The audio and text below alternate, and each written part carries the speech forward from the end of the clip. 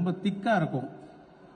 முதல்ல பார்க்கும்போது கமல் சார் மாதிரி தெரியலையே அப்படிங்கிற மாதிரி ஒரு ஃபீலிங்லாம் இருந்தது. ஆனால் இந்த வாட்டி I want to see the actor மோர் அப்படின்னு சொல்லி அந்த லெகசி கம்பெனியில் சொல்லி இப்போ இன்னும் அட்வான்ஸ் ஆனதுனால அந்த மேக்கப் இன்னும் கொஞ்சம் தின் ஆனதுனால நீங்கள் இன்னும் கமல் சாரை நிறைய பார்க்கலாம். பார்ட் 1-ஓட அந்த கமல் சார் அந்த ஆக்டரை நீங்கள் வந்து கிளியராக பார்க்க முடியும். அது ஒரு பெரிய டிஃபரன்ஸ் நீங்கள் இந்த படத்தில் பார்ப்பீங்க.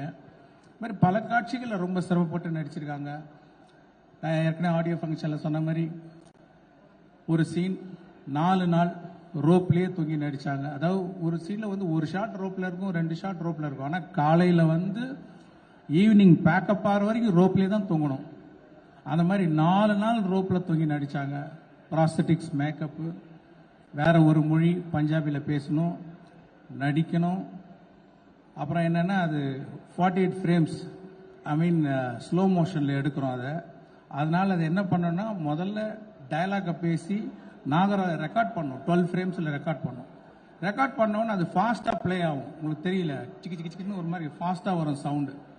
இப்போ அந்த சவுண்டை ப்ளே பண்ணி அந்த ரோப்பில் தொங்கி அந்த ப்ராஸ்தட்டிக்ஸ் மேக்கப்போட பஞ்சாபி பேசி அதுக்கு சிங் பண்ணி நடிக்கணும்.